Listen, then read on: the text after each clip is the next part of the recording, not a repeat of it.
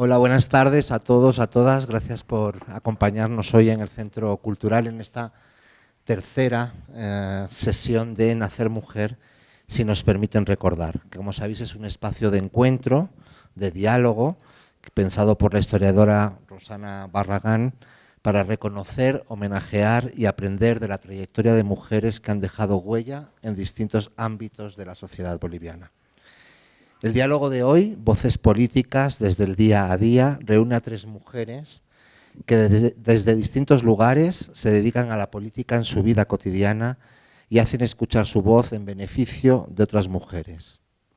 Sus voces nos van a permitir mostrar que la política no es solo aquella que se asocia a representantes políticos de instituciones nacionales, departamentales y regionales, ni se reduce a los políticos movidos en gran parte por sus propios intereses. Muchísimas gracias a Rosana, pero también a Felisa, que nos acompaña desde La Paz, Evelyn desde Potosí, Evelyn Callapino, y Mariel Paz desde Tarija. Muchísimas gracias a las 3, en especial que hayáis podido desplazaros desde Potosí y desde Tarija para acompañarnos el día de hoy. Ellas 3 nos van a mostrar otra faceta completamente distinta de la política y el activismo, la que se hace en el día a día. Así que yo, sin más, le doy la voz a la palabra a Rosana, que nos va a presentar a cada una de ellas y iniciamos el diálogo. Muchas gracias. Bueno, está bien, ¿no? Bueno, en primer lugar, quisiera decir que es para mí realmente un honor tener a estas 3 amigas, compañeras, Felisa Ali, Mariel Paz y Evelyn Callapino. Y me siento y quiero expresar mi gratitud hacia ellas por estar presentes. Me da pena siempre que no haya más gente que venga a verlas y uno extraña, digamos, una presencia mayor, pero estábamos hablando con Juan que creo que estas son las consecuencias de la pandemia, que de alguna manera todo el mundo dice lo voy a ver, pero después, ¿no? Entonces hay que correr con eso. Pero yo quería empezar recordando para las personas que no han estado en las anteriores sesiones, que Nacer Mujer, si nos permiten recordar, es obviamente un título y un espacio pensado, ¿no es cierto?, y reservado para dialogar entre mujeres, y mi rol es absolutamente secundario, más bien es presentarlas a ellas, a mujeres de distintos ámbitos, y el título me parece sin embargo importante siempre recordarlo, ¿no? Nacer Mujer, en primer lugar, rememora, ¿no es cierto?, a la gran poetisa y escritora Adela Zamudio, con su poema Nacer Hombre, que ustedes han debido escuchar, por supuesto, y por el otro lado nos recuerda la otra parte del título de estas sesiones, si nos permiten recordar, que nos rememora también a la gran activista Domitila Barrios Chungara. Entonces, una vez por mes, mujeres de distintos ámbitos son invitadas, nos reunimos y la idea no es dar una conferencia sobre un tema que tiene que ver con mujer o con relaciones de género, sino más bien acercarnos, hacer conocer a las mujeres que desde distintos ámbitos están día a día luchando, perseverando, trabajando, etcétera. Una primera sesión ha sido destinada a las mujeres y la ciencia, un ámbito que generalmente no se asocia a las mujeres, cuando desde el parto y sobre el parto las mujeres siempre han estado relacionadas al alumbramiento, a la luz, a la ciencia, y hoy, ¿no es cierto?, también es un espacio muy particular, porque obviamente está reservado al tema de las voces políticas desde el día a día, y eso creo que hay que rescatarlo y hay que rescatar como mujeres. Hablábamos con Felisa, con Mariel y con Evelyn, que en general cuando se habla de política, nuestra sociedad, ¿no es cierto?, no piensa ni en las mujeres ni en la política cotidiana, ¿no? En general la política está reservada a hombres que luchan, El otro día estaba leyendo un trabajo de uno de los intelectuales más grandes que hemos tenido, que es Sergio Almaraz, y cuando hablaba sobre la Revolución Nacional, decía que habíamos, lamentándose de que había pasado, si ustedes quieren, el gran auge y el momento así más heroico, digamos, de la Revolución Nacional, habíamos entrado al momento de las cosas pequeñas. Y creo que en las cosas pequeñas las mujeres siempre hemos estado. Y creo que es también fundamental recuperar ese tiempo cotidiano de las cosas pequeñas. Y en la política también las cosas pequeñas son en el día a día. Y aquí, en estas tres mujeres que están presentes conmigo y que han aceptado venir y están acá, cada una de ellas ha tenido y tiene una lucha increíble en su propio ámbito. Entonces, permítanme primero presentarlas a cada una de ellas y luego comentarles que la dinámica van a ser 4 preguntas, 4 rondas de preguntas. La primera más es sobre su vida inicial, quiénes son, ¿no? Aquí el interés, obviamente estoy diciendo, es conocerlas. La segunda es más sobre qué les ha llevado o qué explica en su trayectoria el lugar donde se ubican, donde se posicionan hoy. El tercero es que nos cuenten cuál es el día cotidiano de cada una de ellas, desde que se levanta hasta que se acuesta en una semana, ¿no? Conocer un poco esa cotidianidad. Y finalmente, el último es la última ronda de preguntas, es piedra libre. Entonces, voy a empezar presentando a Felisa Ali. Ella es promotora de la vida independiente de las personas con discapacidad, trabajadora social, la tercera de 8 hermanos que ha nacido en un pueblo pequeño llamado Río Grande en el departamento de Potosí. Sus estudios primarios los realizó en la ciudad de Uyuni. A los 27 tuvo un accidente de bus, la flota en que viajaba se precipitó a 70 metros de profundidad, perdió la motricidad y sensibilidad de sus miembros inferiores. Desde entonces es usuaria de una silla de ruedas y empezó a trabajar en la defensa de los derechos de las personas con discapacidad. Es fundadora de varias asociaciones y entidades públicas que trabajan en temas de discapacidad.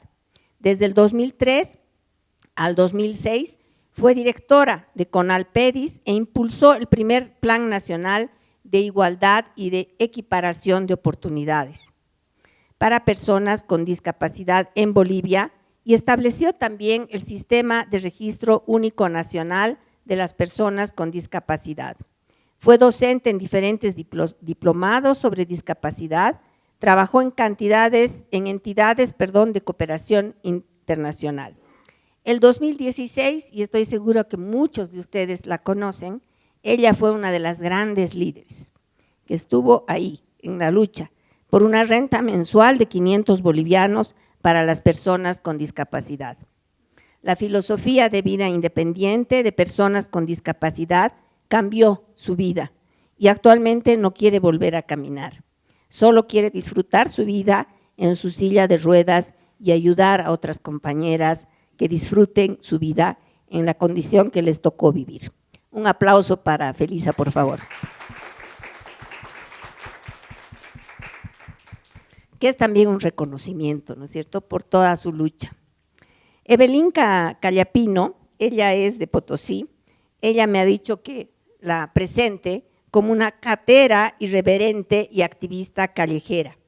Ella ha estudiado Ciencias Políticas en la Universidad Católica de La Paz, su maestría ha hecho en Historia en la Flaxo, Ecuador, y es cofundadora de la organización feminista apartidaria Mujer de Plata de Potosí, que busca la transformación social allá.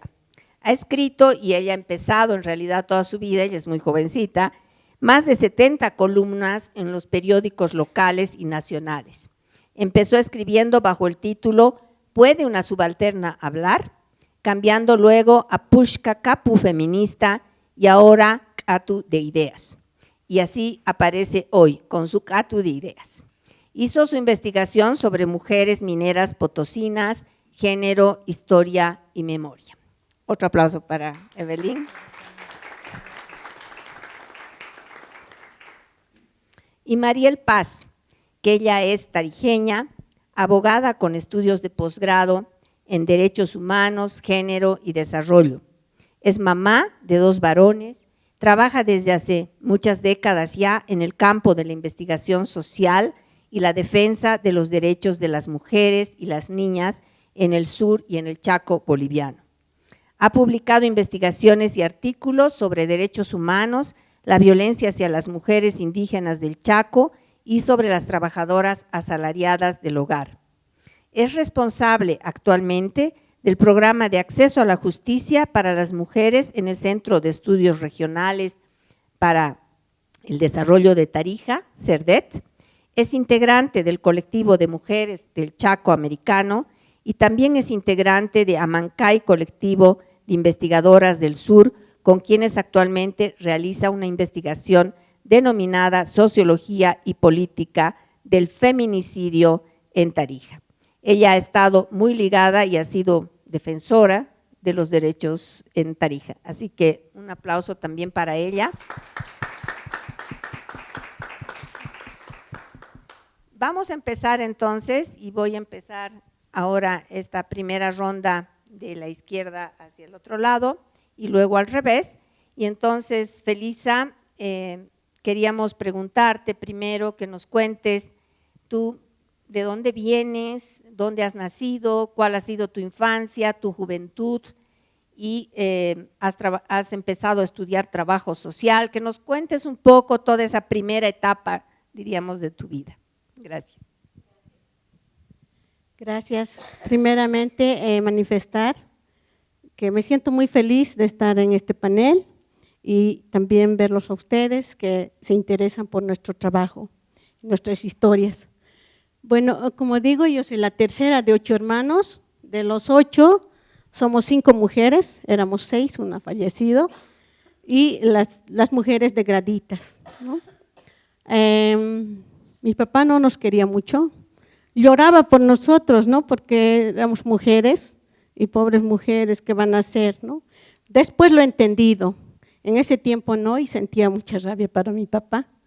Y de verdad que, además que mi papá era futbolista, así que yo soy del Tigre también, ¡viva el Tigre!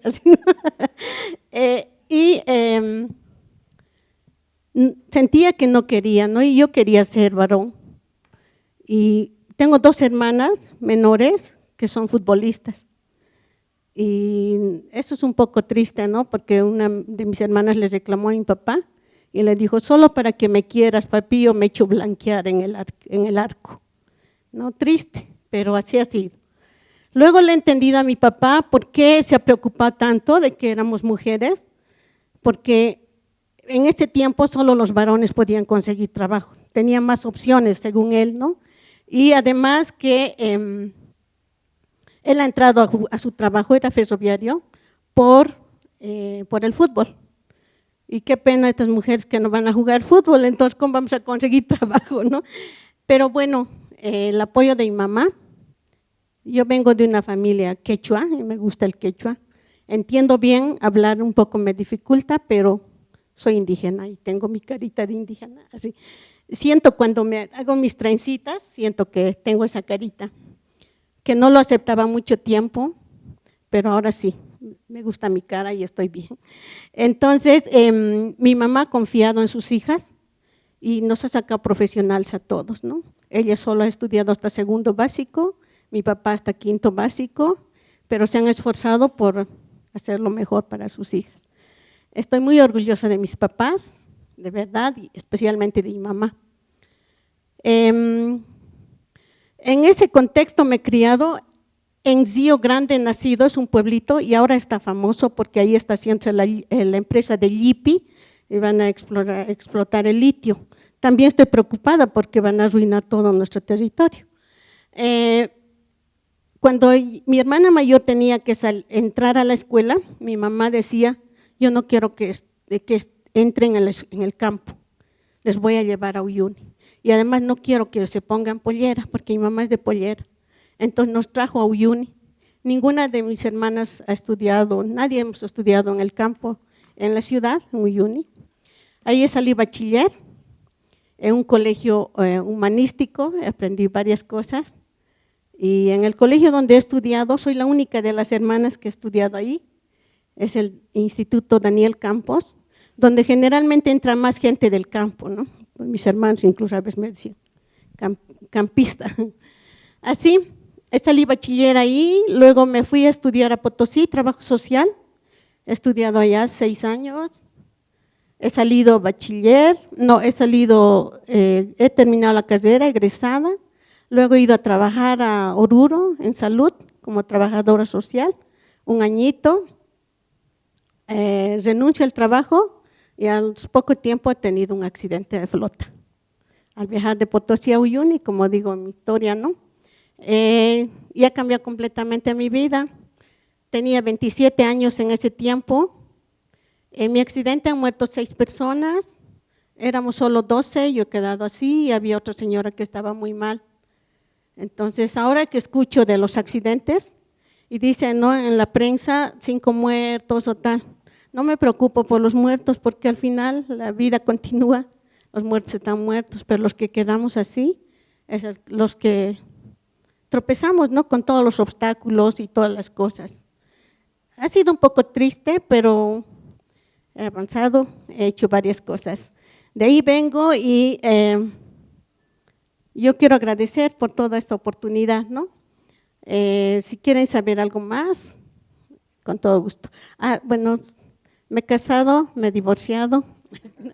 Sí, he luchado mucho para que mi matrimonio funcione, pero no ha sido posible, entonces hay que alejarse, ¿no? Y eso he hecho y sigo en la lucha. Gracias. Gracias. Vamos a escuchar entonces ahora a Evelyn de Potosí.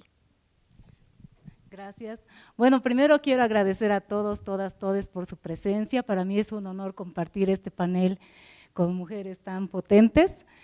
Y pues mando un saludo a Potosí también y pues me siento muy feliz de contarles un poquito de mi experiencia. Yo soy Evelyn Callapino Guarachi, soy quechua por el lado paterno y aymara por el lado materno. Sí, soy una catera irreverente porque vengo de una familia de comerciantes. Mi mamá ha sacado a mi familia y ha salido de la pobreza justamente vendiendo artefactos y se ha mudado a Potosí por toda esta dinámica minera. Y pues por eso yo soy catera irreverente, porque ahora yo ya no vendo artefactos, pero vendo ideas, produzco ideas y por eso es mi vinculación a lo que es ahora mi catu de ideas. Y por el lado paterno, bueno, desciendo de una familia minera, pero no de los cooperativistas ni de los poderosos. He investigado un poco y justamente Rosana me había presentado como historiadora y he hecho un trabajo etnográfico de mi historia familiar. Y pues vengo de una familia minera, pero de los peones, ¿no? Tengo abuelos, principalmente del lado paterno, que han estado vinculados con la minería.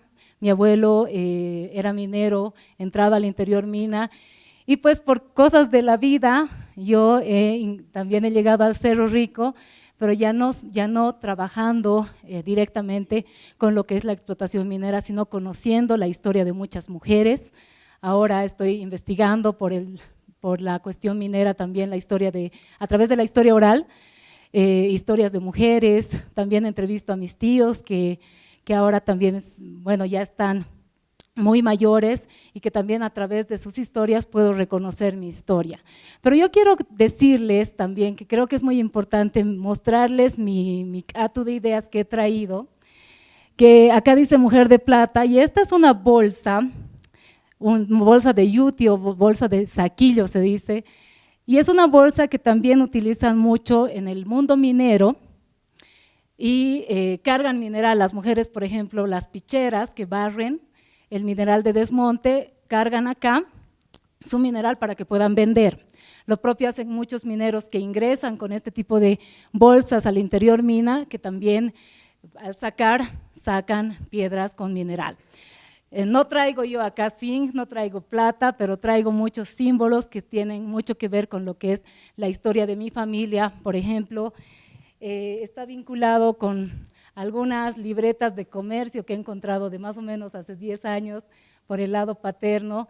Tenía abuelas, tías que vendían añelina, que era una especie de tinte, es un tinte que, para que puedan teñir, por ejemplo, los tejidos, ¿no? Entonces también estoy vinculada por ese lado y bueno, yo no me he querido desprender de la idea de ser una catera, pero también para poder vender ahora ideas, ¿no? Entonces por eso honro mi historia personal, las tejo con las historias de mis abuelas, las historias de mis abuelos, que también han estado muy vinculadas con las historias. Y bueno, mi historia también tiene mucho que ver con lo que ahora es Mujer de Plata, es una organización feminista que está tejida también por muchas historias, no solamente con la vinculación de lo que importa y representa la minería en Potosí, sino también de todas las historias de explotación, opresión y de libertades y rebeldías que ahora estamos nosotras como Mujer de Plata construyendo y tejiendo desde el sur de Bolivia. Por eso me parece muy importante mencionarles esto, porque muchas veces se vincula a Potosí solamente con la minería, con la explotación, pero en Potosí existen mujeres que estamos resistiendo, cuestionando. Nosotras no somos las personas, y eso tiene mucho que ver conmigo, que está orgullosa de ser una región minera. En Potosí, el Cerro Rico está siendo explotado todos los días y nosotras no estamos orgullosas como Mujer de Plata que nos exploten, porque vivimos, alrededor de donde vivimos hay más de 200 diques de cola que están contaminando todos los días a la población potosina. Nosotras no somos quienes, y tampoco yo, somos quienes estamos pidiendo regalías como limosna al gobierno central. Nosotras estamos pidiendo que dejen de explotarnos a las mujeres y que no estamos orgullosas de tener una historia vinculada con la muerte, con la opresión, con la contaminación. Y esa también es mi historia, y por eso soy Evelyn Callapino Guarachi, siempre los dos apellidos, porque es muy importante para mí representar esa vinculación histórica, ¿no? Bueno, eso, muchas gracias.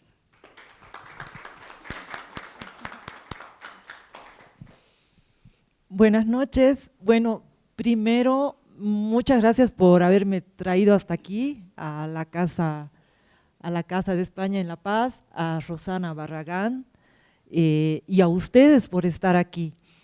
Muy feliz de compartir con quienes están conmigo dialogando, Felisa, Evelyn, es un honor estar entre ellas aquí. Bueno, a ver, voy a empezar diciendo que cuando Rosana me llama y me dice que quisiera hacer un diálogo y me dice que de lo que se va a dialogar es sobre quién soy, qué he hecho y por qué he elegido hacer esto, a mí me venía un arrebato porque dije, ¿yo qué voy a decir? O sea, yo le decía a Rosana, más bien que me has llamado a esta edad, que tengo 59 años recién cumplidos, porque a esta edad uno como que más o menos ya está un poco más ubicada en la vida y tiene un poquito más de claridad para saber qué ha hecho y por qué lo ha hecho. Así que, no sé, espero que realmente mi testimonio sea algo, no sé, tan brillante como lo que han presentado Felisa y Evelyn. Bueno, empezando, ¿quién soy? Yo nací por accidente en Córdoba, Argentina, porque soy hija de un boliviano, de un tarijeño, que sus padres lo han mandado a estudiar medicina a Córdoba, porque en esa época era así, los tarijeños iban a estudiar a la Argentina, y ahí él conoció a una chica de Córdoba y yo nací allá, y luego me vine a vivir a Bolivia, a Tarija, con mis padres. Haber nacido allá no, yo soy una boliviana, ¿no? No me identifica totalmente con la Argentina. Yo he nacido en una Tarija, o he crecido más bien en una Tarija en ese tiempo muy aislada. O sea, la Tarija en la que yo he crecido era una aldea, en donde yo podía cruzar a mis 6 años toda la ciudad y no corría ningún riesgo. en la casa de mis papás podíamos entrarnos a dormir y la pita para abrir la puerta de calle estaba ahí toda la noche y nadie iba a entrar a robar. Entonces se nació en un lugar realmente muy tranquilo, pero demasiado. Porque claro, para pasar la infancia está bien, pero para pasar la adolescencia y la juventud ya asfixia un poco. Bueno, he estudiado, yo soy producto de la educación pública de esa época, he ido a colegio público, he ido a la universidad pública, no como ahora que muchos de los hijos van a centros privados.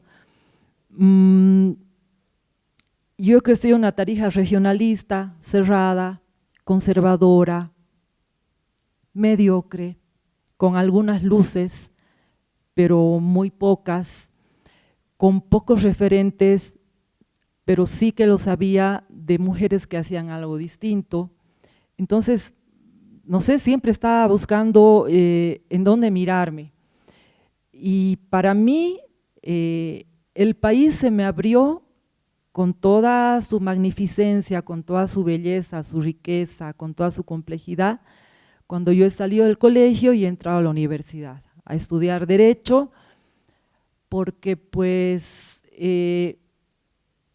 no tenía las posibilidades económicas de salir a estudiar a otro lado, no había muchas carreras en Tarija que elegir, solo había una universidad, la pública, y no iba a ser ingeniera forestal, ni agrónoma, ni una administradora de empresas, ni una psicóloga, entonces lo que más o menos se parecía a lo que yo quería era Derecho, entonces entraba a Derecho porque no quedaba otra, digamos, no porque realmente quería ser una abogada.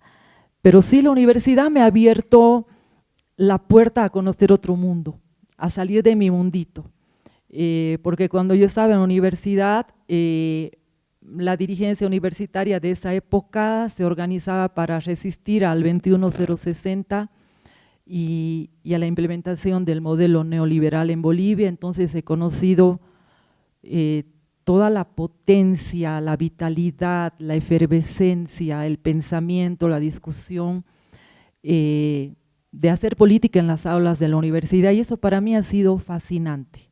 Eso me ha salvado y he dicho, bueno, vivir en Tarija no está tan aburrido.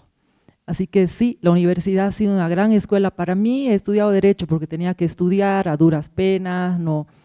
Si ustedes me preguntan ahorita, no me acuerdo mucho de lo que he estudiado, pero sí, la universidad me ha marcado la vida por esas movilizaciones universitarias impresionantes, pero además porque al fin he visto mujeres líderes políticas que eran más o menos de mi edad, un poquito mayores de yo, que yo, perdón, y que me han inspirado tanto y me han enseñado tantas cosas.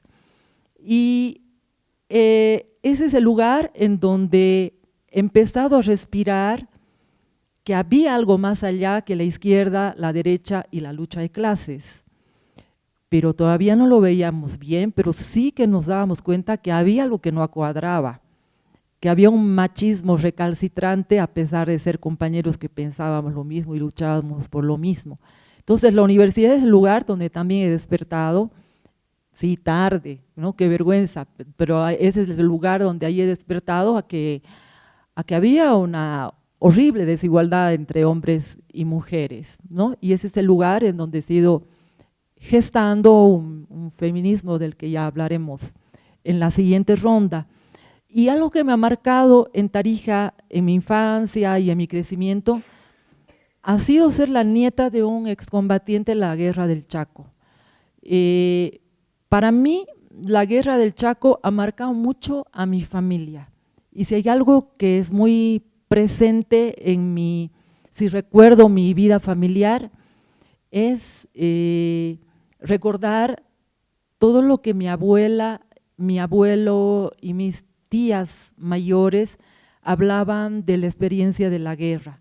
Entonces, para mí, la Guerra del Chaco es un momento muy importante en la historia de Tarija, en la historia de mi familia, por supuesto en la historia del país, y es un tema que siempre me ha fascinado muchísimo y es un lugar de la historia en donde he aprendido cómo en la guerra las mujeres son tan grandes.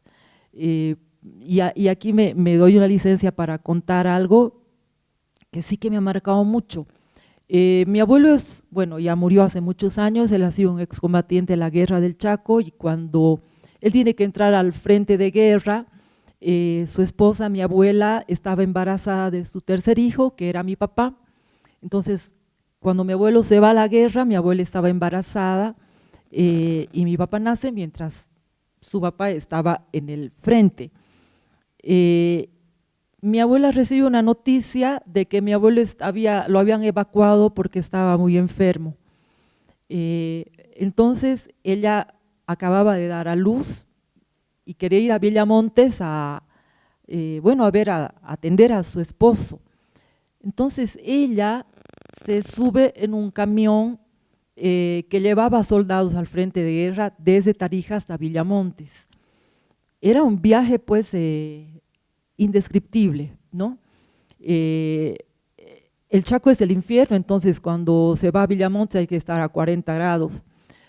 Y ella con su bebé se fue hasta Villamontes en ese camión de soldados, y bueno, luego vio a su esposo, pero a mí esa escena me muestra todo, todo lo que han hecho las mujeres participando en esa guerra, sosteniendo a los soldados, y esa historia de la que tenemos tanta deuda. Entonces eso también es parte de mi identidad. Gracias.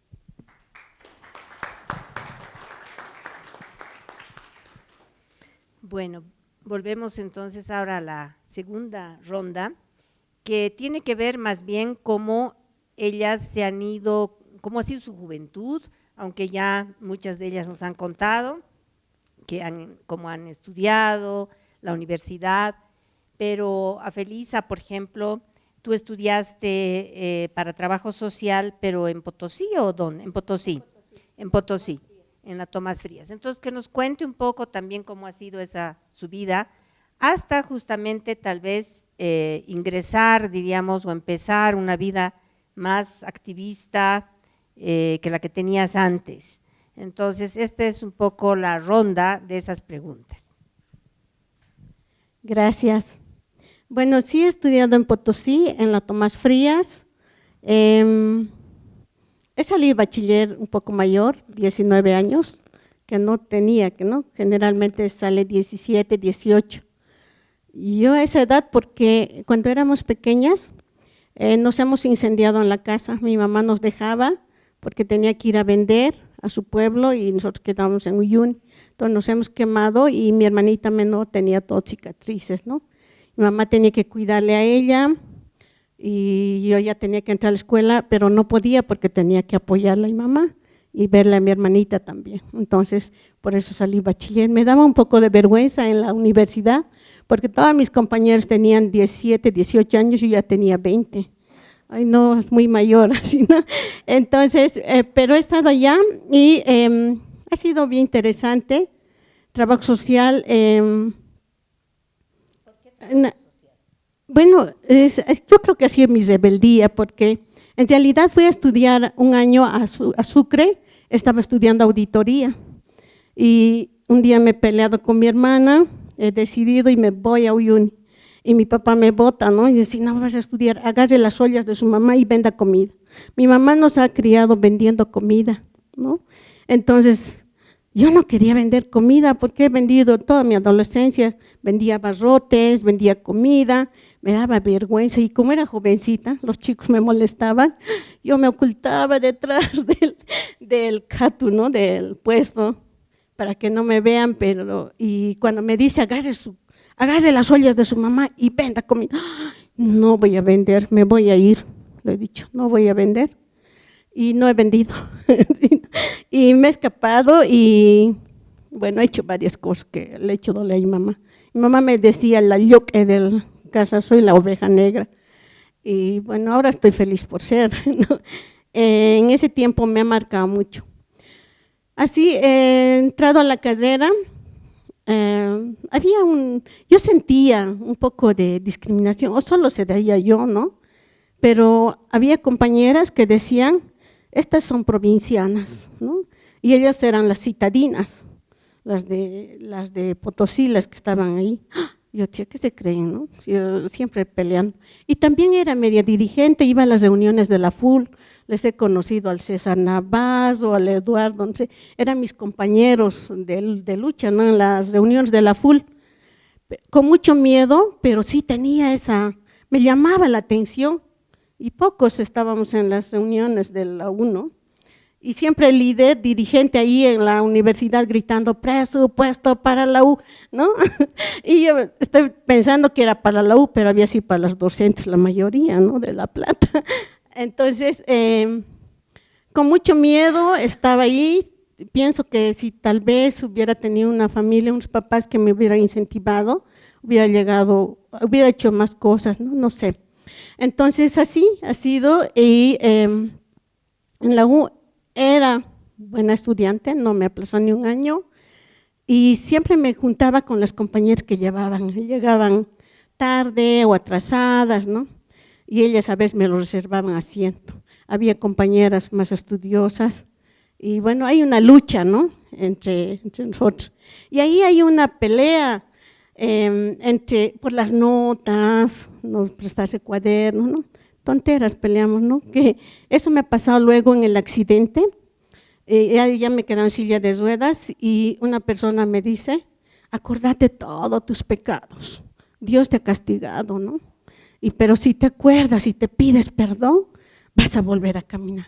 Yo me golpeé al pecho 4 años, recordan mis pecados, y no lo que he peleado por otra chica, por un chico, así, ¿no? O por los cuadernos, las notas, no creo que sean pecados grandes. Yo decía, no puede ser, ¿por qué? Bueno, después ya he entendido, ¿no? Y he cambiado. Así, y bueno, me gusta mucho la U, o sea, sin querer he entrado a trabajo social, pero me ha gustado en el transcurso porque es apoyar a las personas, a la gente, ¿no? Trabajar en temas sociales, que no lo había visto antes, porque era de pueblo, para mí era normal sufrir, trabajar, levantarte temprano, tenías que pelar papa, tenías que hacer todo, ¿no? Entonces normal, pero había otra gente que estaba viviendo de otra forma. Yo no me daba cuenta. Cuando he entrado a la carrera, recién me he ido dando cuenta esta diferencia de trato, de estratos y todo eso, ¿no? De formación, todo. Entonces por eso he entrado a trabajo social. Y bueno, terminó la carrera, como les dije, he tenido el accidente y ha cambiado mi vida completamente. En un principio yo no aceptaba mi discapacidad. 4 años he estado intentando volver a caminar porque pensaba también, ¿no?, que solo caminando puedo ser feliz. Entonces tengo 5 cirugías en mi columna, no tengo la rótula derecha, así que aquí mi rodilla cuadrada. Y lo más grave, Roxana, es que me he quedado en silla de ruedas por negligencia de los médicos, porque del accidente me recogieron de barriga, como he caído, mis vértebras estaban fracturadas, pero mi médula no estaba dañada. Llego al hospital, tanta gente que había accidentados, he perdido la conciencia, me he despertado cuando los radiólogos me habían dado la vuelta, ¿no? Me he puesto de espalda y me querían poner de lado para sacarme radiografía de mi rodilla, y el dolor me ha hecho reaccionar, ¿no? Y bueno, he gritado para que no me den la vuelta, y cuando me han dado la vuelta ellos en un primer momento de espalda me han puesto, las vértebras se han deslizado y lo han dañado a mi médula, ¿no? Yo tengo presión medular, no tengo sección medular, hay unos puntos en que siento y me duelen mis piernas, ¿no? Así, ¿cómo he entrado en el tema de discapacidad? Como les dije, a los 27 años me he accidentado, en el hospital cumplí 28, ya era mayor, me podía dar cuenta. Me he dado cuenta del trato diferente que me daban cuando caminaba y luego cuando no, ¿no? También he sentido la sobreprotección de mi familia, me ha apoyado, gracias a ellos estoy aquí, ¿no? Pero cuando ya te quieren quitar la voz, te lo deciden todo, quería escapar. Y así he escapado aquí a La Paz, como directora de Conalpedis, he tenido esa oportunidad. Y mi mami me dice, mamita, estoy escapando. ¿Dónde está haciendo? ¿Por qué está haciendo solita? Le han sacrificado a mi sobrina, le han obligado para que venga conmigo, para cuidarme, ¿no? Y ahora ella me reclama hasta ahora. Yo le digo, mami, es que yo tengo que aprender a vivir sola y a decidir mis cosas. No, pues tienes que hacer, nosotros siempre te vamos a apoyar. ¿Quién más te va a apoyar? Me decía, ¿no? Ay, mami, si me siguen molestando, si van a perseguirme, le digo, me voy a ir al extranjero. Igual vamos a ir al extranjero, dice mi mamá. Así he sentido esta discriminación, sobreprotección. Había un hecho que me ha impactado y que quisiera contarles. Yo tenía a mi pareja en ese tiempo, 7 años hemos enamorado. Y él dijo que se iba a casar conmigo, como habíamos quedado, y de repente desaparece. Y bueno, le he exigido, ¿no?, que nos reunamos, y bueno, he tenido mi primera cita después del accidente, y le pregunto qué ha pasado, y él me dice, estoy confundido, me dice, ¿pero por qué? Y me dice, es que le he avisado a mi mamá, y mamá dice que, pero ¿cómo te vas a casar con la Lili? Ella está mal. ¿Qué tal si tienen hijos? Tú nomás vas a trabajar, hijo, ella no te va a ayudar en nada, ¿no? Más o menos así. Y un amigo que nos conocía desde que hemos enamorado, a él le había comentado, me voy a casar con la Lili, por si acaso me decían Lili en mi casa siempre. Entonces, y él había dicho, pero ¿cómo, hermano, te vas a casar con ella? ¿Qué tal si la embarazas? La gente va a pensar que eres un abusivo. No podía creer, y él decía, no, yo no quiero ser un abusivo. Bueno, lo he dejado porque ¿quién quiere casarse preguntando a otros, no? Nada que ver, entonces, yo no quiero estar con Maduro. Así, pero estas cosas no entendía en ese tiempo, ¿no? Creía que era normal para personas con discapacidad, pero ya con el tiempo he empezado a conocer temas de discapacidad, los enfoques de atención a discapacidad, y son estigmas que tiene la gente, ¿no? Y ahí he perdido mi derecho a casarme, mi derecho a ser mamá, que me hubiera gustado, ¿no? Pero así se ha dado. Y también he sentido que muchos compañeros vivían en esto, ¿no? Y otros compañeros con discapacidad más grave que el mío. Por lo menos yo me sentía un poco en ventaja porque había estudiado. Los otros compañeros no han tenido la oportunidad de estudiar, ¿no? Entonces, algo tenía que hacer, no solo por mi vida, sino también por los compañeros y las compañeras, ¿no? He visto mucha discriminación en mujeres con discapacidad, de los mismos varones con discapacidad también, ¿no? Machistas, que esta cojita así, ¿no? Así a veces nos dicen, entonces hay que prepararse para ir luchando contra esas cosas también, ¿no? Así he entrado en el tema de discapacidad, Roxana, no me arrepiento para nada, me he dado cuenta muchas cosas y creo que estamos ayudando a muchas personas con discapacidad y yo también me estoy ayudando. Gracias. Pasamos ahora a Evelyn y que nos cuente ella cómo ha sido también toda su rebeldía, porque me comentaba entre bambalinas que sus papás y sus mamás le decían, bueno, ¿y qué haces tú? ¿Dónde está la plata? ¿Por qué te pagan? Y claro, es muy difícil explicar, ¿no es cierto?, que en general cuando uno escribe, etcétera, se gana poco o nada, diríamos, y bueno, había que ver cómo se podía ella ganar la vida también. Evelyn, ¿cómo ha sido tu historia? Bueno, a ver, bueno, es un poco, va hacia un poco más atrás. Cuando he salido de un colegio de señoritas, el Colegio de Señoritas Santa Rosa, y bueno, un poco con esa idea de monjas, de comportarte como mujercita, ¿no? Entonces ya ahí me he empezado un poco a cuestionar respecto a la crianza que teníamos en Potosí. En Potosí somos muy jerarquizados, somos una sociedad demasiado, no sé, tenemos esa lógica, ¿no?, de tener reverencia a quien tiene el poder y demás. Entonces Santa Rosa era así también.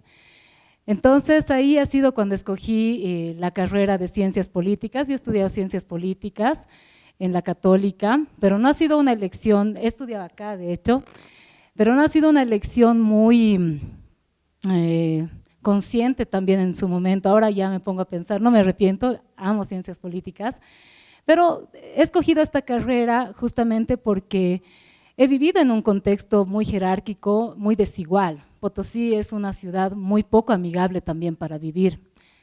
Comparto mucho con Mariel cuando dice tal vez muy calmada, pero también es divertido ya cuando le encuentras el gusto, por ejemplo, para poder justamente escribir, ¿no? Escribir, por ejemplo, sobre las jerarquías, escribir sobre las rebeldías y demás. Y en mi casa, mi madre creía, y ella me dice ahora, ¿no? Yo creía que cuando sales de la universidad directamente encuentras trabajo, porque como les había comentado, mi mamá es comerciante, mi mamá solo estudiaba hasta tercero básico, y mis abuelas, materna y paterna, eran analfabetas. Entonces yo he crecido con ese discurso de que tienes que estudiar, termina tu carrera, trabaja y sé mejor que nosotros. Mi papá siempre repetía eso, no tienes que ser mejor que nosotros. Entonces yo también creía que una vez saliendo iba tal vez a mejorar las cuestiones de la vida y demás, pero sabemos muy bien que Bolivia no es muy amigable en ese aspecto, ¿no? Entonces he adquirido un poco el gusto por la lectura en la universidad, he tenido muy buenos docentes acá en la Católica y he aprendido un montón y me encanta escribir. Entonces cuando he empezado a escribir mis columnas de opinión, todo el mundo me preguntaba, ¿y te pagan? ¿Y te pagan? ¿Y te pagan? Yo decía, no, pero es increíble. Y de hecho Mary ha sido una de las primeras que también me ha invitado y gracias Mary, me ha invitado a ser columnista en Página 7, un poco antes he escrito en ANF, y yo empecé a escribir justamente por Domitila Barrios de Chongara. Mi segundo artículo ha sido justamente en mayo, y yo mandé a todos los periódicos, no conocía a nadie y entonces busqué referencias y dije voy a mandar mi artículo porque 7 de mayo es el cumpleaños de la Domitila Barrios, ¿no? Entonces empecé a mandar a todo el mundo, o sea, a Página 7, ANF, El Potosí y demás, y me han publicado como en 3 o 4 medios. Y luego ahí primero Sergio Montes me invitó a ser columnista, no lo conocía en persona, solo nos conocíamos por correo. Entonces tuve ahí un primer espacio para poder escribir, plantear mis pensamientos desde el sur de Bolivia. Y entonces siempre me preguntaba mi mamá, ¿qué haces tanto en la computadora, no? Hasta ahora me dice, no te entiendo por qué estás todo el tiempo en la computadora. Entonces yo estoy editando, escribiendo. Y entonces ahí ha empezado un poco con el cuestionamiento de por qué no trabajas, porque en la lógica familiar comerciante, el trabajo está muy vinculado a mover el cuerpo, tienes que trasladar cosas, comprar cosas, viajar, volver, vender, llevar tu gato a un lugar, a otro lugar o a la tienda. Entonces, siempre está así. Entonces, en mi casa, escribir, estar en la computadora era hacer nada. O sea, no estás haciendo nada, encima no te pagan. Entonces, ha sido un poco complicado al principio porque era muy cuestionada, porque primero me decían, tienes que salir de la universidad. Entonces salgo de la universidad y entré a trabajar acá a una organización, a una ONG acá en La Paz, y luego volví a Potosí, daba clases en la Facultad de Derecho en la Domingo Savio, pero daba solamente unas 2 materias o 3 materias y así sucesivamente, pero no estaba como que las 8 horas. Entonces las otras horas dedicaba o a escribir o a investigar, a buscar maestrías y todo eso, y obviamente a Mujer de Plata también, y en Mujer de Plata al principio no teníamos proyectos, no teníamos dinero, pero sí teníamos rebeldía y teníamos pasión. Entonces yo decía, no, tengo que buscar a cómplices, ¿no? A compañeras, porque Potosí me volvía loca. Vivir en La Paz 8 años, acá es pues un montón de movimiento y demás, volver a Potosí era, de verdad, yo sentía que el tiempo pasaba lento, la gente caminaba lento, acá es un caos, ¿no?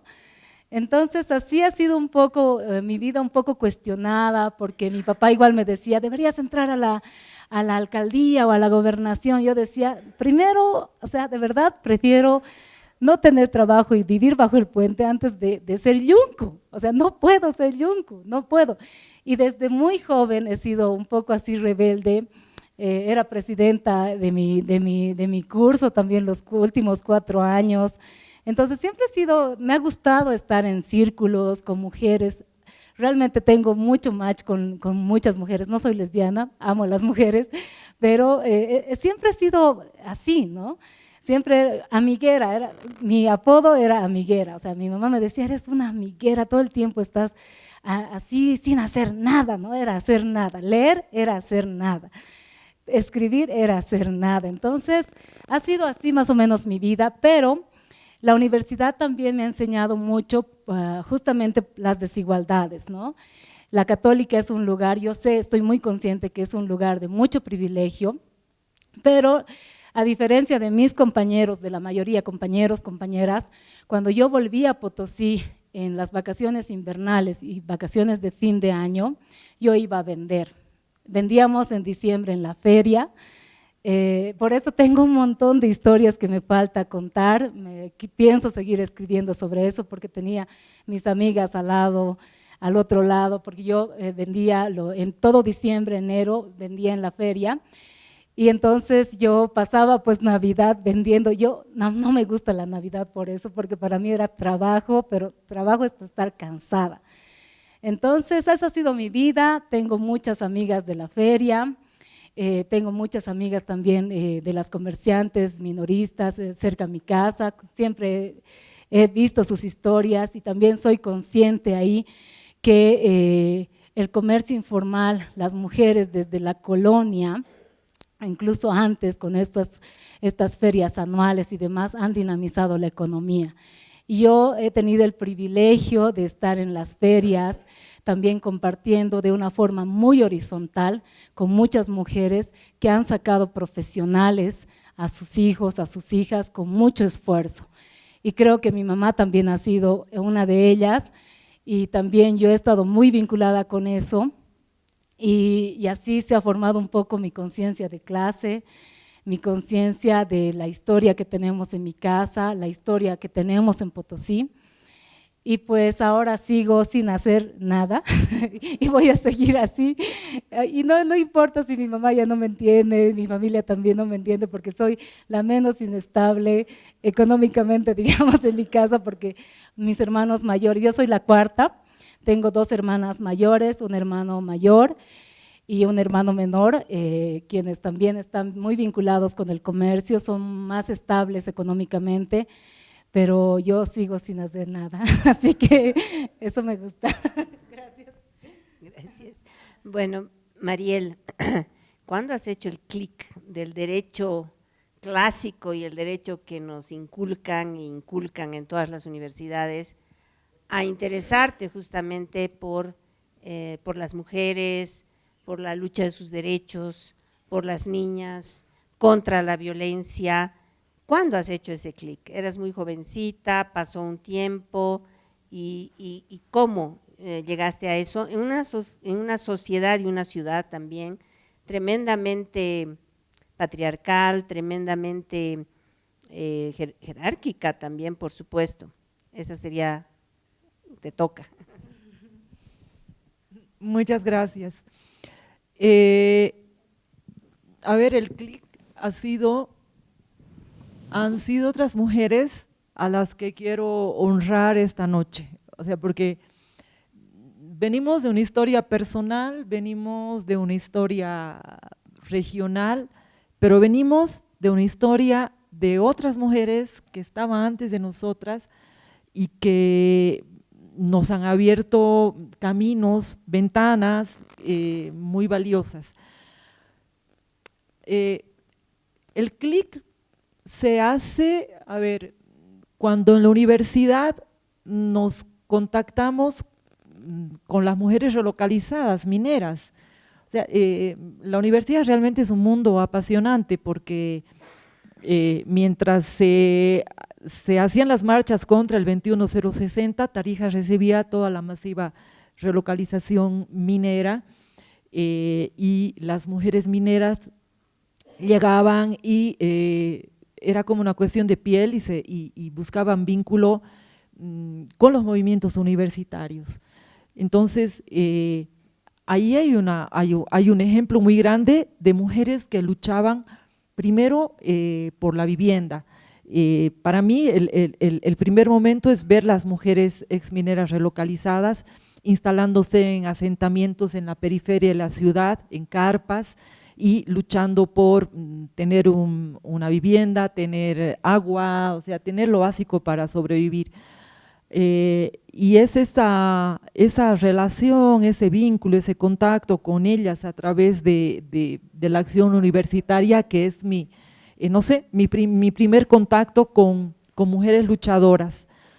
Y me acuerdo también que una vez que termino de estudiar Derecho y saco mi título, no tenía idea qué iba a hacer con ese título porque no me veía litigando, no sabía qué hacer, no sé para qué había estudiado Derecho. Y no sé cómo aparece en Tarija una abogada, a la que creo que muchas conocemos, que es Julieta Montaño, que venía de Cochabamba a hacer un taller sobre derechos de las mujeres. He ido al taller de la Julieta y he dicho, yo quiero ser una abogada como ella, defensora de las mujeres, luchadora, valiente, no sé, era una presencia tan luminosa, tan imponente, que realmente me ha mostrado qué era lo que yo podía hacer, o sea que ser abogada podía valer la pena, digamos. Y otra cosa, otro momento muy importante en mi vida ha sido la fuerza de la palabra escrita a través de los artículos de Sonia Montaño, quien está aquí, y yo me siento profundamente agradecida que Sonia esté aquí, porque ha sido la primera mujer de la que yo he leído sobre el feminismo. Y me acuerdo con las chicas de la U, esperábamos los artículos de Sonia en presencia, porque hablaba del feminismo. Nos sentíamos re raras con el feminismo, ¿no? Pero nosotras no odiamos a los hombres, no estamos para eso, pero igual nos encantaban sus artículos, sus ideas, y después ya las rastreábamos y descubrimos que existía una revista que se llamaba Fempress y que Sonia escribía en Fempress. Entonces, a Sonia la he conocido a través de la fuerza de sus ideas, de su palabra escrita, a través de la prensa escrita de esa época. Íbamos a comprar el periódico porque no había internet, no nos llegaba nada por internet. Nos suscribíamos a Fempress, esperábamos que llegue Fempress desde Chile para leerla a la Sonia. Y después la Sonia llegó a Tarija igual, no me acuerdo por qué razón, y me acuerdo que nos reunimos con ella, nos volvimos feministas y dijimos, sí, somos feministas y aquí para qué vamos a estar dando vueltas, pero teníamos mucho miedo, mucho trauma, porque en Tarija feminismo era una cosa horrible, o sea, no, era una cosa que no correspondía, entonces teníamos también mucho miedo a la etiqueta, al rechazo, pero sí, hay mujeres que tienen esa virtud de mostrarte cosas que vos no puedes ver o ratificarte intuiciones que uno tiene y no las desarrolla. Y el tema de la violencia, no sé por qué, pero ese es el camino que he elegido, ¿no? Gracias. Gracias, Mariel. Vamos a pasar ahora a una ronda y me ha gustado mucho esta parte porque creo que cada uno de nosotros podemos sentirnos identificados de diferente manera con todas estas historias que hemos escuchado, ¿no? Con nuestros padres, nuestras amigas, las mujeres que nos han marcado la vida, los colegios, la sociedad, las diferencias sociales, etcétera. Vamos a pasar ahora tal vez a uno de los momentos más importantes de esta charla, que es conocer lo que han hecho ellas ya como activistas, lo que hacen. Y le voy a dar la palabra a Felisa y vamos a pasar también unos extractos del video que se llama La Lucha, que ustedes lo han debido ver en su momento, pero le voy a ceder la palabra a ella y luego vamos a ver también algunos diapositivas que ha preparado Evelyn y con Mariel, pues con el poder de la palabra. Así que, Felisa. Gracias. Bueno, ¿qué hago cada día? En realidad, trabajo promoviendo la vida independiente de personas con discapacidad, entendiendo vida independiente como el derecho a decidir y elegir por nosotros mismos, cosa que no lo hacemos por tener discapacidad. Como les había dicho, o nos sobreprotegen o nos abandonan, ¿no? Pero no podemos elegir por nosotros. Quiero ir al mercado a comprar, no, pero mucho trabajo. Yo te lo compraré, pero te lo voy a traer nomás. Bueno, me alegra, me gusta de vez en cuando tengo flojera, pero después no, cuando ya quieren tomar decisiones por ti.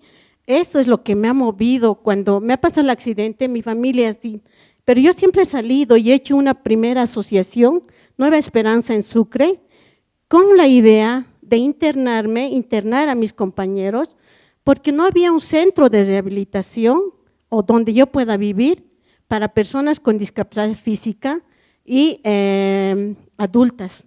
En todo Bolivia, solo hay externo. Eso quiere decir, yo soy de pueblo, tengo que venir, agarrar un cuarto, alguien que me lleve a hacer fisioterapia, volver, ¿no? Era todo un lío, cosa que no podíamos cubrir por la situación económica en la que estábamos. Entonces, cuando les reúno a mis compañeros, ellos no querían internarse. No, ¿cómo nos vamos a internar? Nosotros queremos trabajo. Entonces, he hecho panadería, he hecho zapatería, pintado en tela, macramé, todo puedo hacer, así, ¿no? Pero un rato, ¿no? No es mi pasión, no me gustaba, entonces me emocionaba un rato. Y esos proyectos tampoco es sostenible porque no es para un grupo, es para una persona y que le guste, ¿no? Y pueda seguir manteniendo. Entonces, así he empezado con el movimiento en Sucre.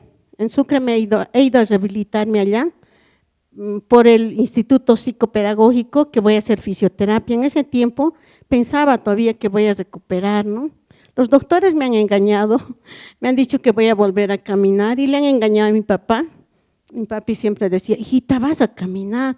El doctor me ha dicho que así como robot primero vas a caminar, después vas a volver, ¿no? Y se ha muerto con esa idea de que voy a volver a caminar. Yo le decía que no, pero él no podía cambiar ese pensamiento. Entonces, ese hecho me ha llevado a la pobreza, he hecho muchas cosas, he hecho todas las terapias, he tomado caca de pájaro, de pajaritos, no sé qué, lagartos, los yachus, y quiero contarles algo, ¿no? Mi mamá con mucha fe me está haciendo curar, ¿no? Con los yachus en quechua, ¿no? Y yo estaba en la cama y ellos me han hecho, y tirar se llama, con guatos, ¿no? Para que vuelva tu alma, que se salga, no sé qué es. La cosa es que yo estaba echada y tenía mi cuarto gradas y solo tenía una cortina a la puerta. Y de repente veo mis tenis, caminando mis tenis así. Yo he dicho, son mis tenis. Y le veo y me dice, es que está volviendo tus pies a ti, ¿no? Y no era, no, yo riéndome y mamá riñéndome porque tienes que tener fe, si tienes fe vas a caminar, pero no te digan, mira cómo estás haciendo, ¿no? Me da pena y mamita, pero no creo yo.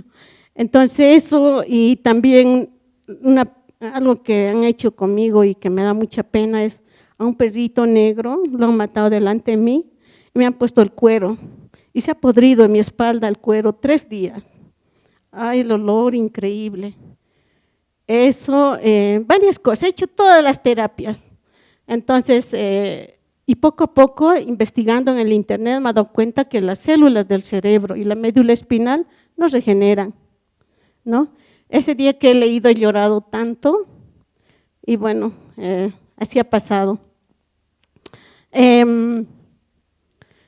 Y me he dado cuenta que muchos compañeros piensan esto, ¿no? Algunos sí no querían internarse, pero querían trabajo, querían vivir, especialmente aquellas personas con discapacidad que ya habían nacido con esta condición, pero otros no se sentían enfermos, desvalorizados, todo eso, y teníamos que conformarnos. Yo decía, pero ¿por qué tenemos que conformarnos? No, yo decía dentro de mí, sigo siendo la feliz, pregúntenme, pero no me preguntaba, ¿no? Entonces, No me daba cuenta en ese tiempo, poco a poco leyendo, investigando más, me he ido dando cuenta, ¿no? Como estos tres enfoques de discapacidad que existen, el de la presidencia, donde nos mataban a nosotros, el médico rehabilitador, donde tenías que vos adaptarte a la situación y tú tenías que curarte y a la fuerza.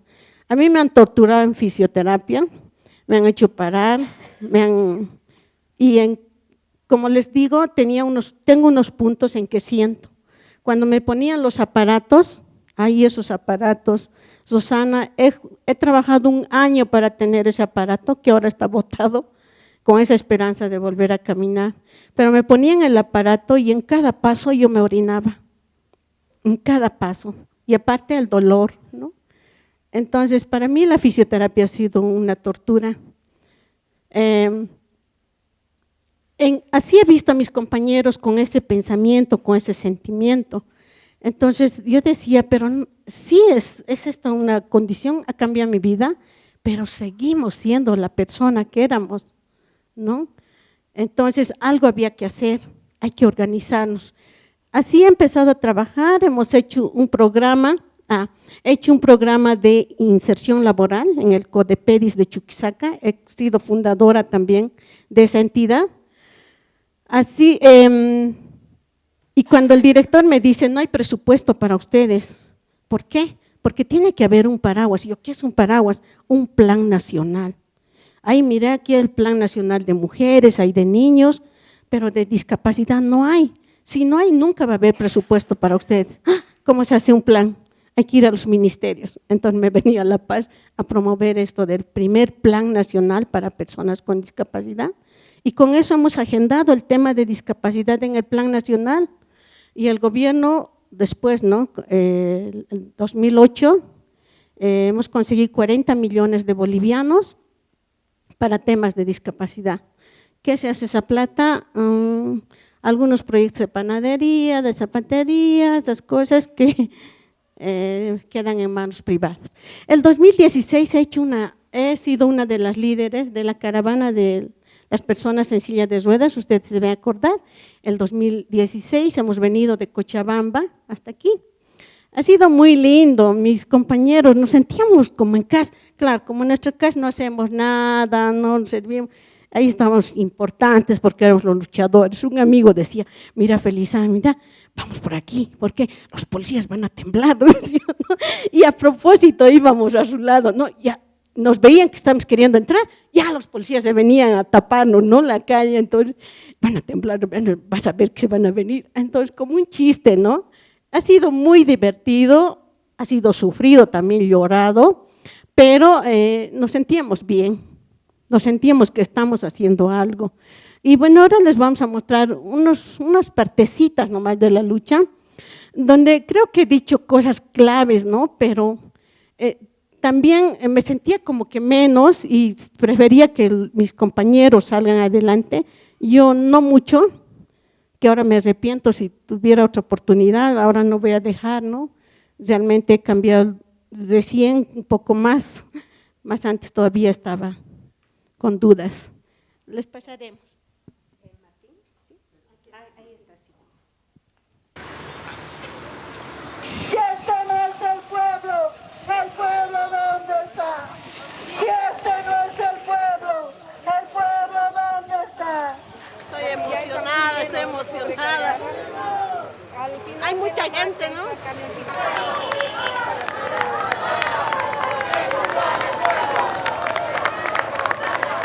Acá hemos venido por la renta de 500 bolivianos mensuales para todas las personas con discapacidad. Estoy cansado.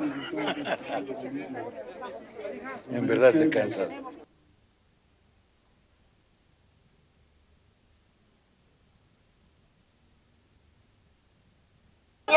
Porque los expertos de la discapacidad somos nosotros, no nos consultan lo que queremos, nosotros queremos libertad, queremos dignidad, queremos respeto, compañeros, nosotros tenemos que seguir con la lucha, compañeros.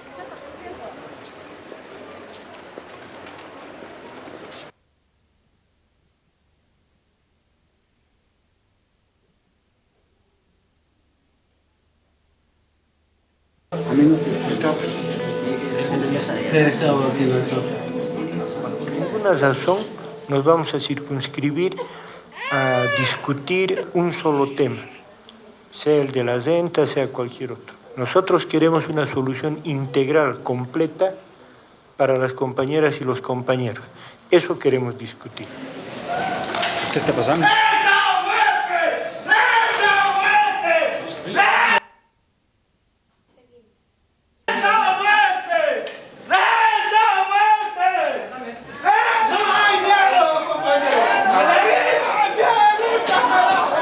Hemos empezado el diálogo y ellos han dicho claramente de que no van a tratar el tema de la renta. Y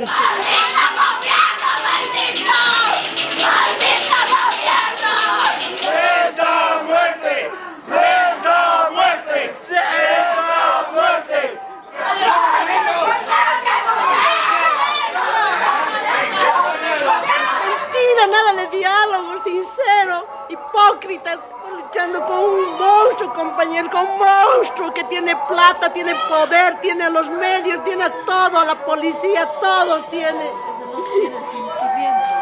Nosotros, nada.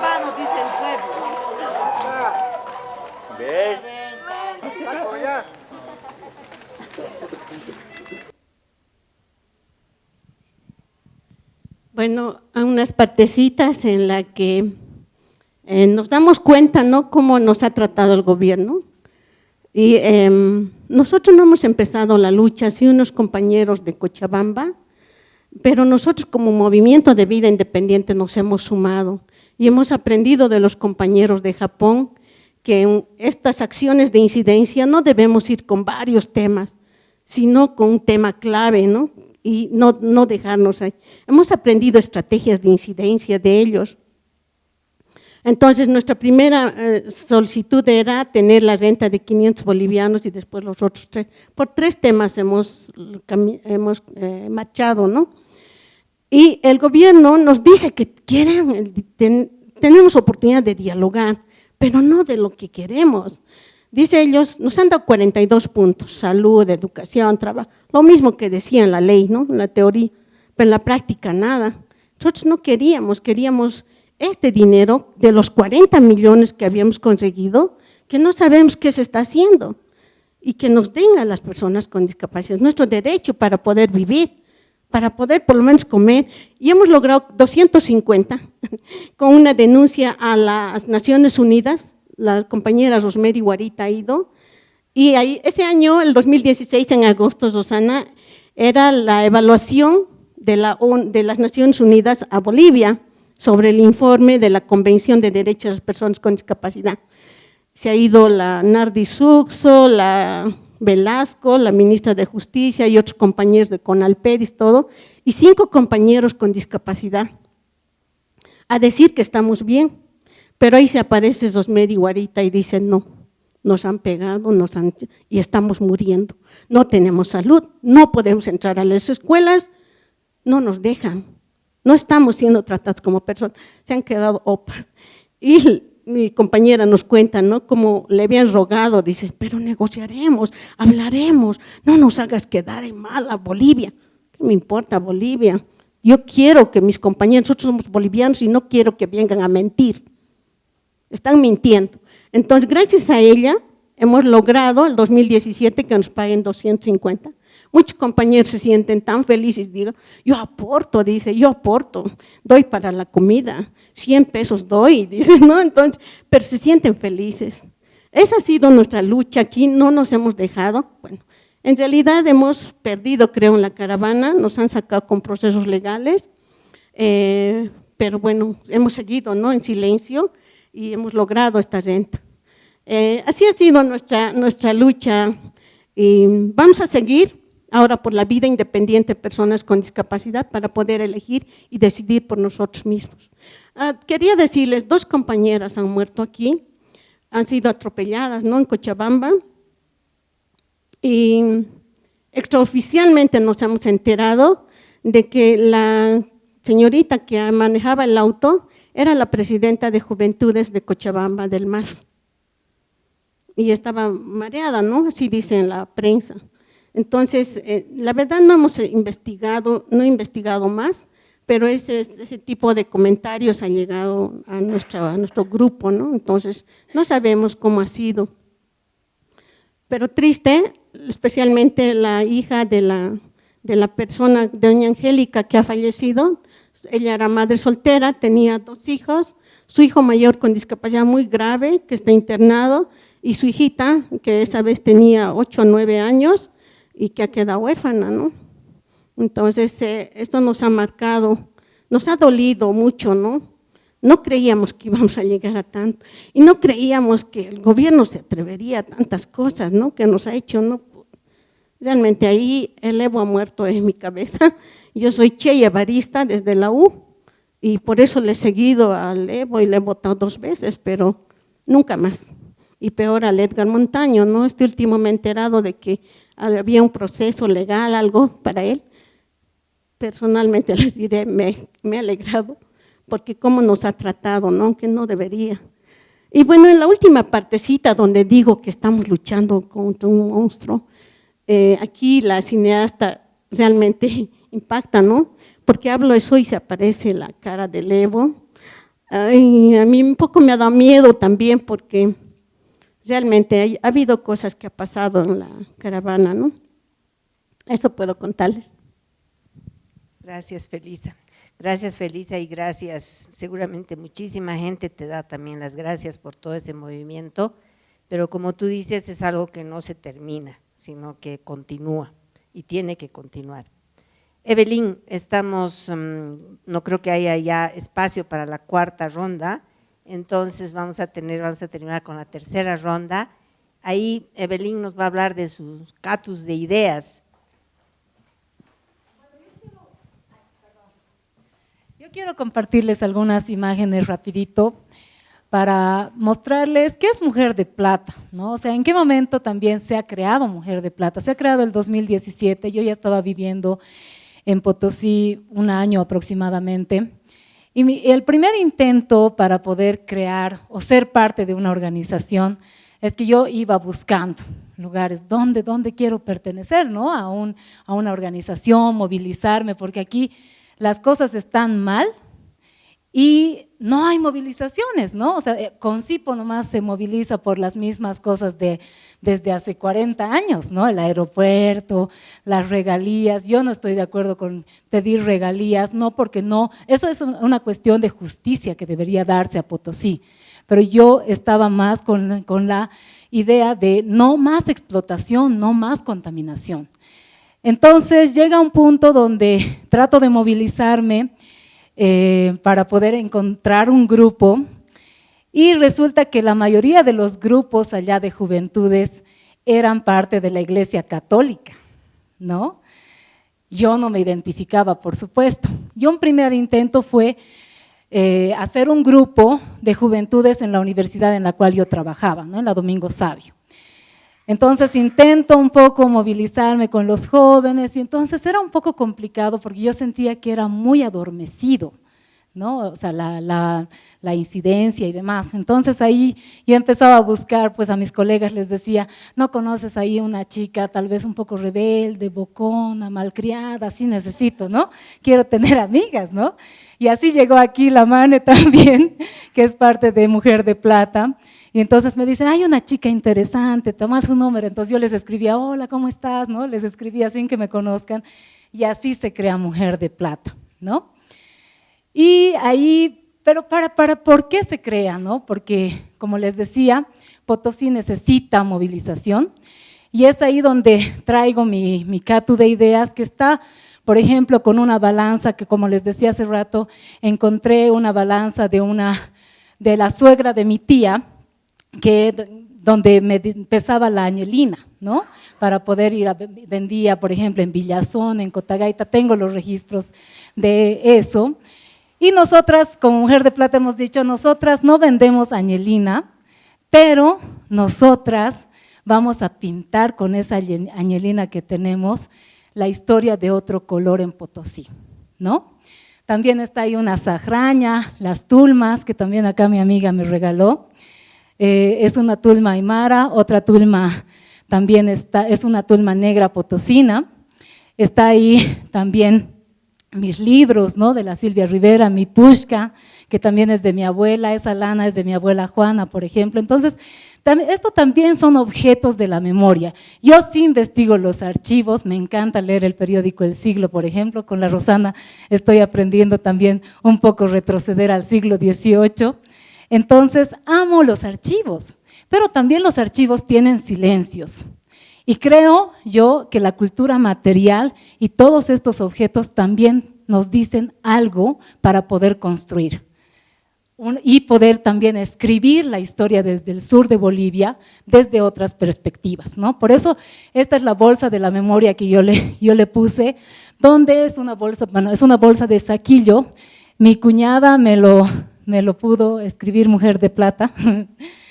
Y también ahora decimos que hoy la usamos ya no para cargar necesariamente mineral, zinc, plata y demás. La cargamos ahora para cargar estos objetos de resistencia cotidiana en Potosí, ¿no? Y resistencia política. Pero como hace rato también Feliz hablábamos también detrás de bambalinas, con Rosana también hemos hablado y también con Mariel, que la política lamentablemente en Bolivia ha sido extraviada como término real, ¿no? Cuando decimos política, no quiero saber nada, y lo mismo pasaba en Potosí con las juventudes.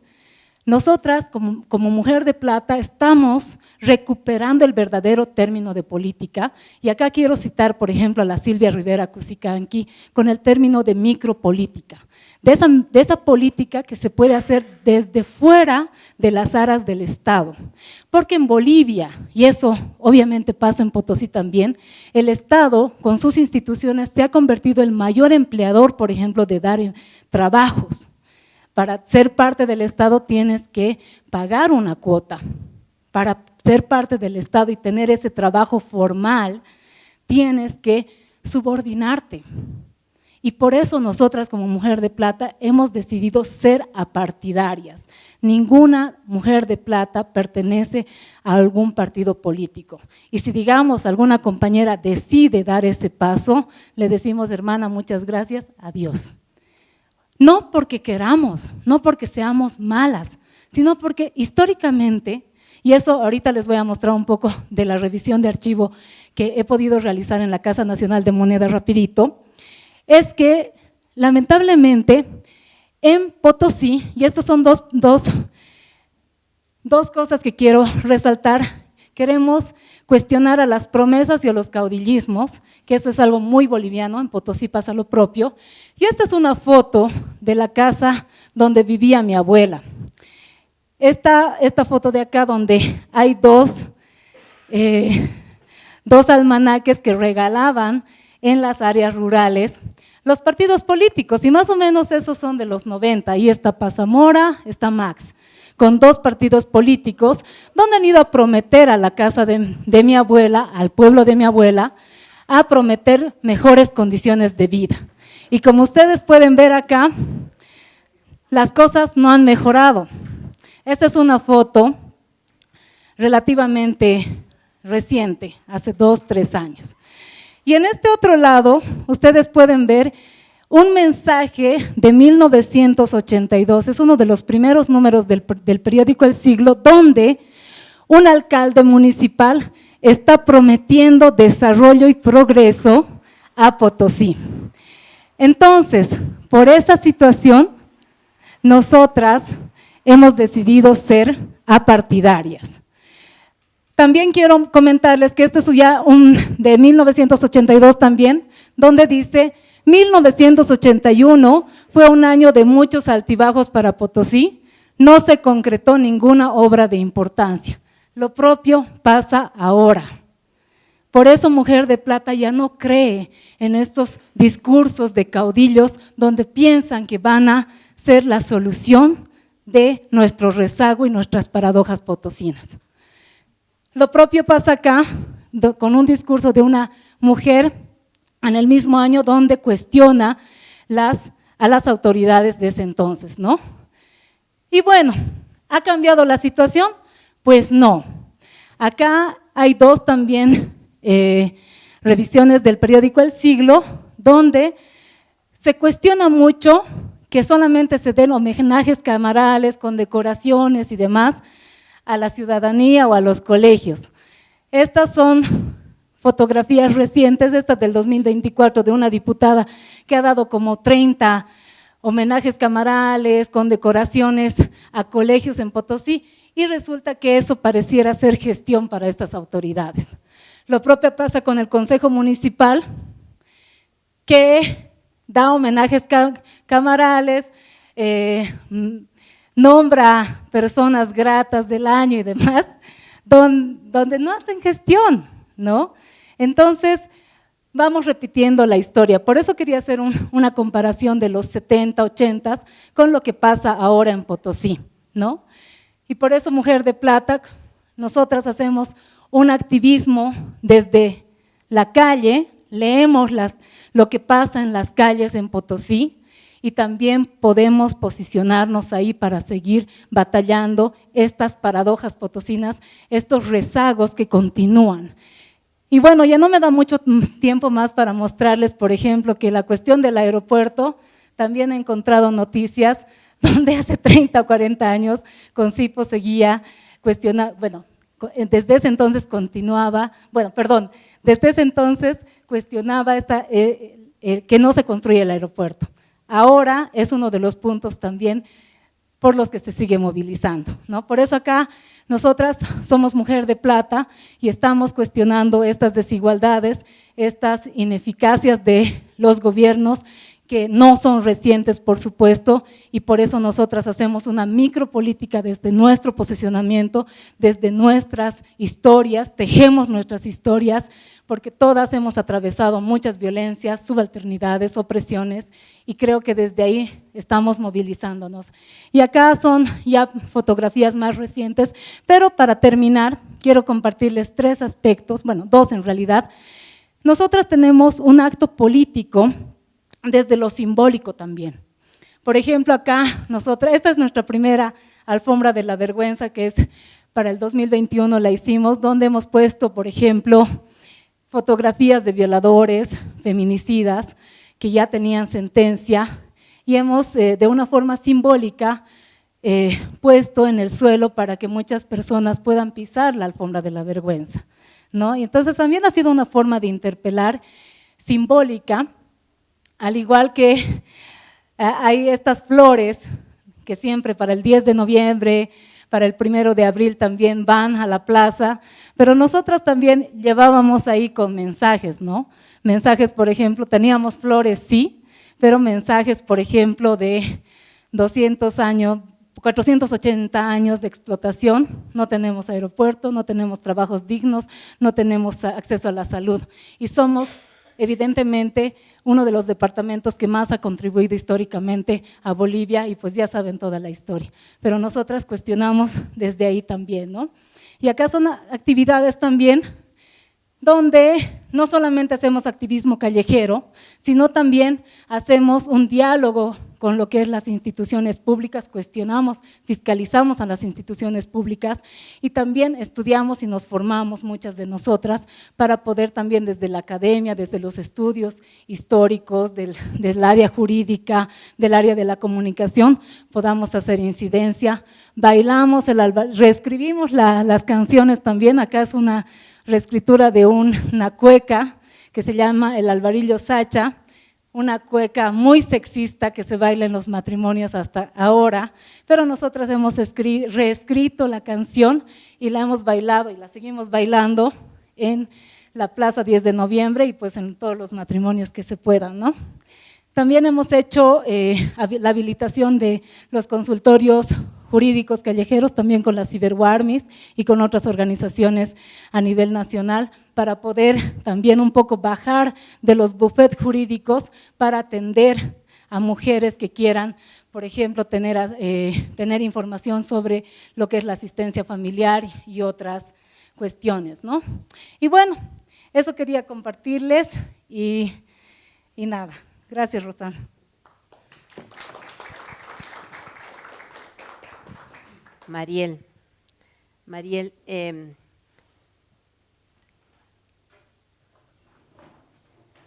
Yo quisiera pedirle a Mariel tiene una trayectoria larga con las instituciones de derechos humanos, contra la violencia de niñas, de las personas del Chaco también, de la violencia hacia las niñas y hacia las mujeres. Que nos cuentes un poco todos estos casos, cómo has ido trabajando. Además, ahora estás haciendo un estudio sobre el feminicidio en Tarija, y expláyate un poco porque va a ser la última pregunta antes de que nos dejen los que nos acompañan. Muchas gracias. Bueno, trabajo en CERDET, que es el Centro de Estudios Regionales de Tarija, en donde buscamos que las mujeres víctimas de violencia, mujeres y niñas, accedan a la justicia. Entonces, nosotras litigamos todos los días casos de feminicidio, violencia sexual y violencia familiar.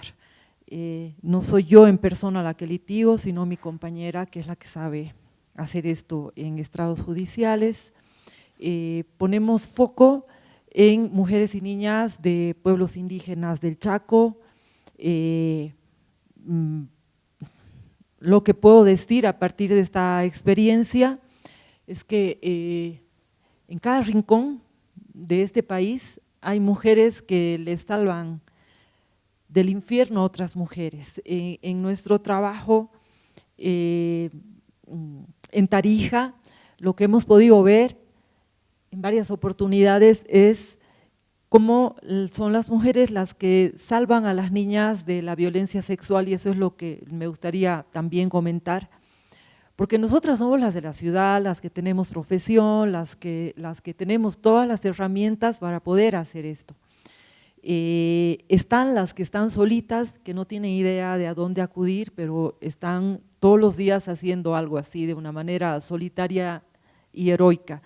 Y nosotras hemos encontrado a lo largo de nuestro trabajo, por ejemplo, los casos de maestras rurales que identifican casos de violencia sexual a niñas en sus comunidades. Los agresores pueden ser otros maestros, o puede ser el padrastro, o el tío, o el primo, y buscan la manera de salvar a esas niñas.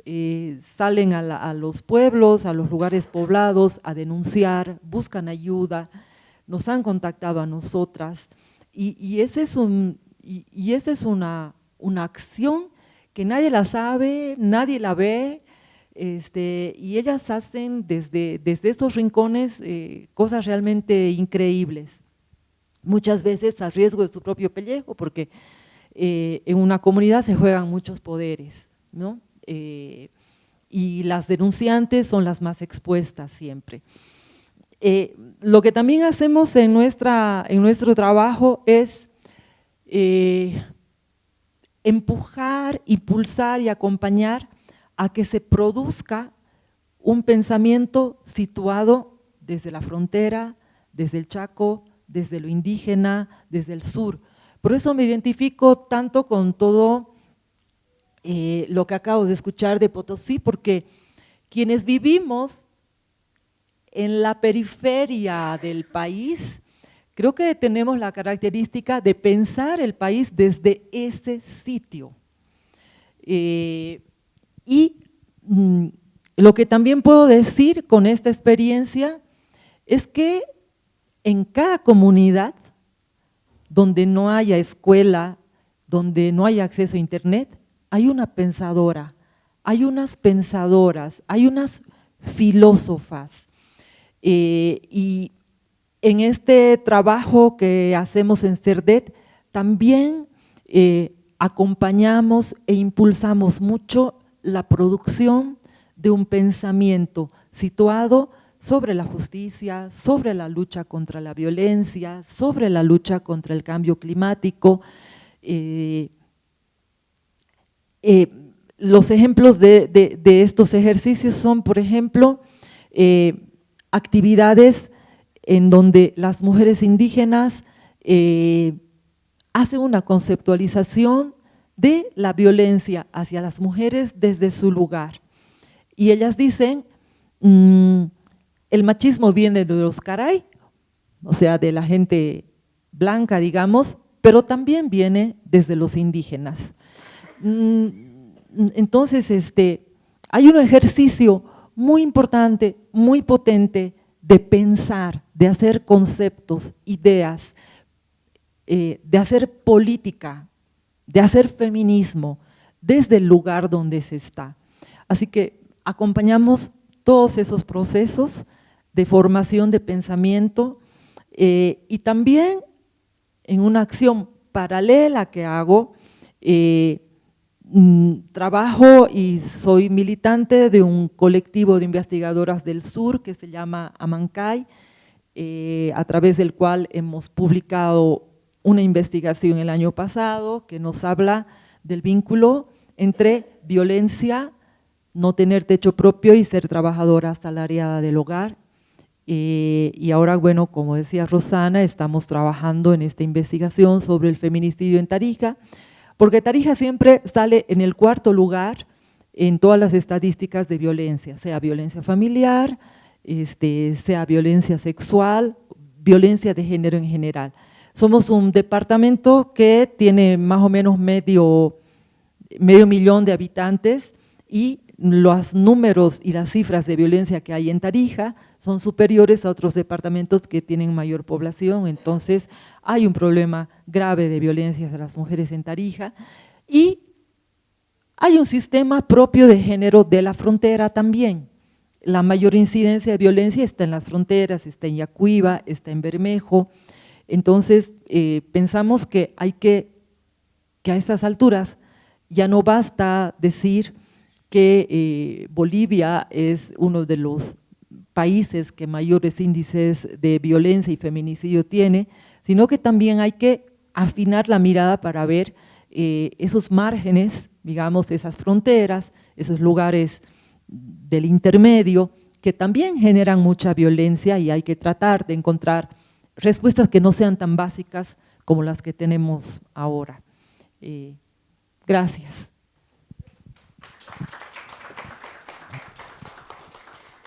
Bueno, hemos llegado a terminar esta sesión. Yo vuelvo a agradecerles a estas 3 mujeres increíbles, de distintos departamentos, distintas trayectorias, cada una es impresionante, realmente, pero creemos también que muchas mujeres como ellas hay, y esto es un poco lo que estamos poniendo también sobre el tapete, ¿no? Que hay muchas historias, por lo tanto, que contar en este bicentenario, y la mejor manera de hacerlo es acercarnos a las propias mujeres, escucharlas y escucharnos. Entonces, quiero invitarles a las próximas sesiones. Si ustedes han disfrutado esta sesión, si a ustedes les ha gustado este formato, por favor, vengan, acompáñennos en las próximas sesiones y háganos propaganda para que tengamos más gente y para que podamos compartir entre todas mucho más. La próxima sesión va a ser el jueves 12 de junio, entonces los vamos a esperar y desde junio hasta noviembre estamos con estas sesiones. Muchísimas gracias también por su presencia y por haberse quedado con nosotras. Muchas gracias.